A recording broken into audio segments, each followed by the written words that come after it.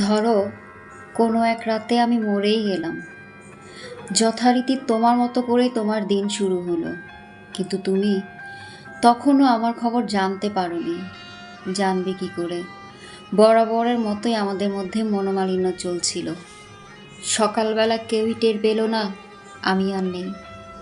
সবাই ভাবলো রাত জেগেছি, হয়তো ঘুমোক আর একটু।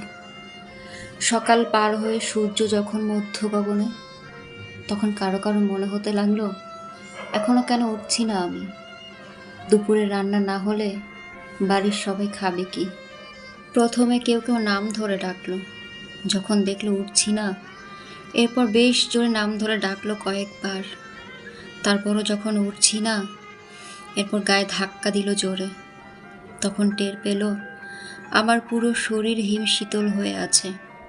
এরপর আর কি, বাকি মরা বাড়ির মতোই সবাই চিল্লা পাল্লা কান্নাকাটি শুরু করে দিল। কিন্তু তুমি তখনও জানো না আমি আর নেই। জানবে কি করে? তুমি যে খুব ব্যস্ত থাকো, আমার খোঁজ নেওয়ার মতো সময় হয় না তোমার।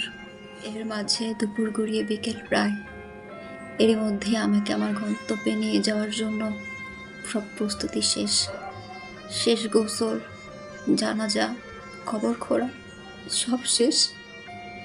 কিন্তু তুমি তখনও জানো না আমার নতুন ঘরে আমাকে নিয়ে যাচ্ছে সবাই। বাদাসরে সবাই আমাকে আমার নতুন ঠিকানায় রেখে এলো। এরপর নামলো সন্ধ্যা। তবু তোমার থেকে শুভ সন্ধ্যা তোমাকে এই মেসেজটুকু এলো না। আসবে কি করে? আমাকে মেসেজ দিলে যে তোমার মূল্যবান সময়টুকু নষ্ট হয়ে যাবে। সন্ধ্যা পার হয়ে রাত হলো। রাতের খাবার একাই খেয়ে নিলে, অনেক সময় নিয়ে টিভি দেখলে, তারপর ফেসবুকে আসলে। কি মনে করে আমার মেসেঞ্জারে ঢুকলে, দেখলে আমি আরো 22 ঘন্টা আগে অ্যাক্টিভ ছিলাম। একটু আশ্চর্য হলে, হয়তো বা একটু চিন্তিতও হলে, ভাবলে অসুস্থ হলাম কিংবা কোনো দুর্ঘটনা হলো না তো। প্রথমে একটা মেসেজ দিলে, কি করো? আবার একটা মেসেজ দিলে, অনলাইনে নেই কেন? কোনো রিপ্লাই না পেয়ে আমার নাম্বারে কল করলে, দেখলে নাম্বার বন্ধ।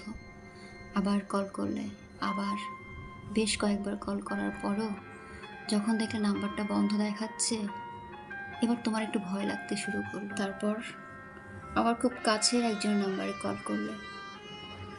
বেশ কয়েকবার রিং হওয়ার পর রিসিভ হলো।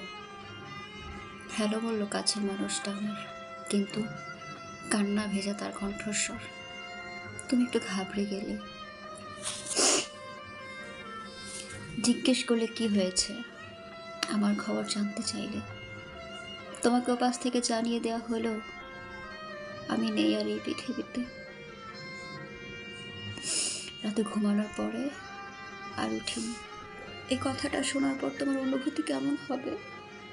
আশ্চর্য হবে, চিৎকার করে উঠবে, নাকি আপদ বিদায় হয়েছে ভেবে স্বস্তি পাবে? আমি জানি না সে সময় তোমার অনুভূতি কেমন হবে। শুধু জানি আমাকে প্রতিনিয়ত ব্যস্ত দেখানোর যে প্রতিযোগিতায় তুমি নেমেছিলে এই পৃথিবী থেকে বিদায় নিয়ে, সেই প্রতিযোগিতায় আমি তোমাকে হারিয়ে দিয়ে যাব।